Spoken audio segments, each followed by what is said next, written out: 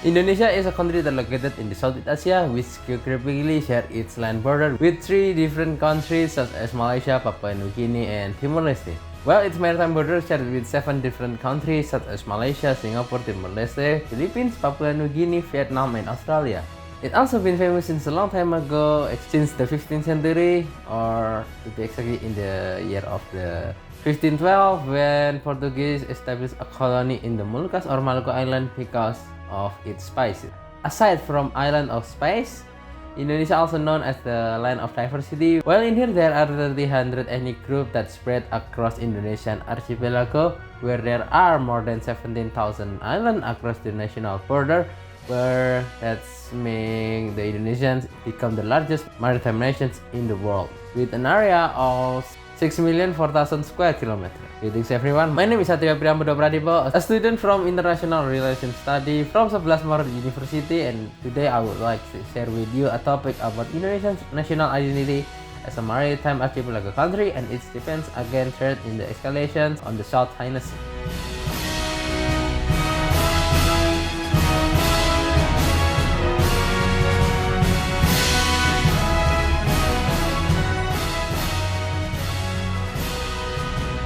Before we going further into the video, let's talk about what is the national identity. Well, national identity is a person's identity or a person's sense as a cohesive whole as represented by its distinctive traditions, culture, and language. It was reflected in the state symbols such as Pancasila, the red and white flag, the national language, namely Bahasa Indonesia. The motto of the state is Bhinneka Tunggal Ika, or unity in diversity. The basic philosophy of the country, namely Pancasila. The constitutions or basic law of the country, namely the 1945 constitutions, and the form of the country as a Republic of Indonesia with people's sovereignty. Besides that, there's one that has fulfilled the criteria to become a national identity. It was the shape of Indonesia as an archipelago country. Indonesia has become the largest archipelago country with 17,508,000 islands, with 6,000 of them are inhabited, with 5 main islands such as Sumatra, Kalimantan, Sulawesi, and Papua, and Java. It became the 4th populated country in the world behind the United States, with 275,122,131 people live in those islands, from Sabang to Merauke. Indonesia is also known with rich culture that's come from 300 ethnic groups, with the largest ethnic group are Javanese people. Indonesia also holds a strategic locations that connect developed countries, and it also known as a country with a rich national resource, especially in the sea. As the largest archipelago country, in a total maritime area of 5.8 million square kilometers and a coastline of some 81,000 kilometers, which covers 63% of the total area of Indonesia, and rich in maritime national resource. Every year there are 58% of the international trade passing through the Strait of Malacca, Sunda, and Lombok, with stuff that worth $435 million, which makes Indonesia is the busiest navigation line. And as a country whose territorial waters are bigger than its island, Indonesia has become a country with lots of its potential in the maritime sector. This sector can be one of the substantial economic movers in the years to come. In addition, Indonesia has 18% of the world's total reefs. It has more than 620 species, or more than 75% of the world's total hard coral species. In addition to the biological wealth found in Indonesian waters, there are also non-biological wealth that is highly contested by the developed countries in the world, namely oil and gas. Since 1968, Indonesia began offering protection sharing contracts for international companies to explore and produce oil and gas. Many giant and supergiant oil and gas fields were discovered, with estimated ultimate recoverable resource or EUR of 500 million barrels of oil or gas equivalent, or MMBOE, and supergiant oil fields are those holding an equivalent of 5.5 billion barrels of oil reserve. With many resources like that, it makes Indonesia become an attractive spot in the region. Since 2016, it has been constantly getting some international issue, especially in the island of Natuna, where Indonesia EEZ territorial being targeted as a fishing spot for foreign nations. Those fishing activities are not totally legal. Some of them are illegal, unreported, and unregulated fishing activity that's against international laws or international obligation.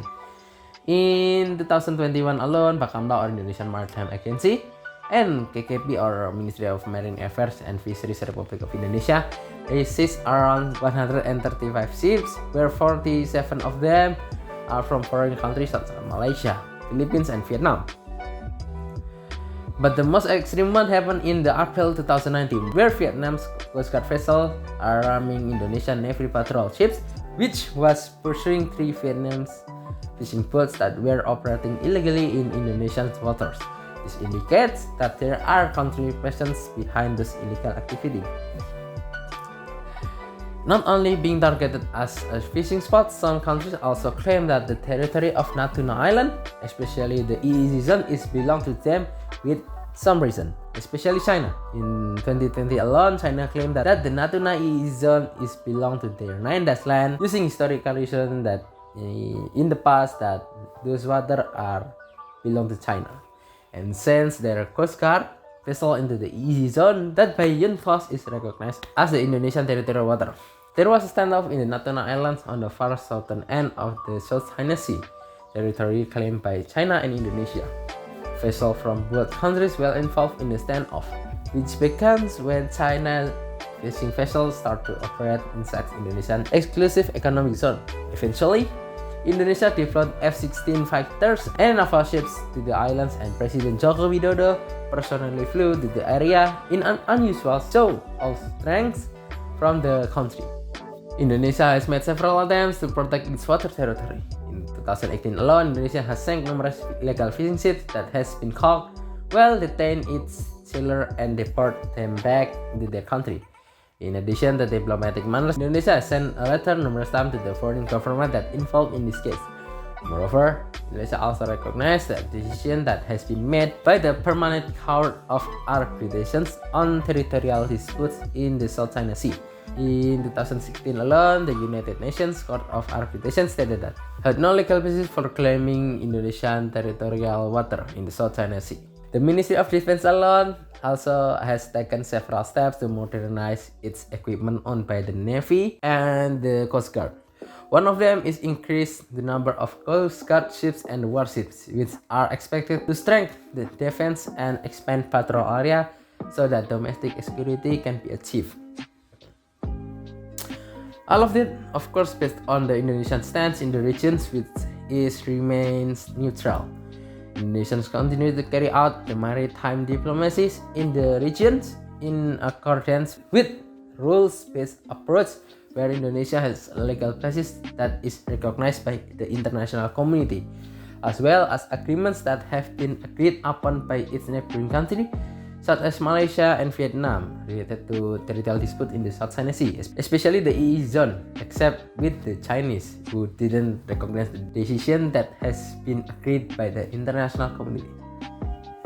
Well, that's all from me. Hope you enjoyed the video, and I will see you soon in the next video. Bye bye.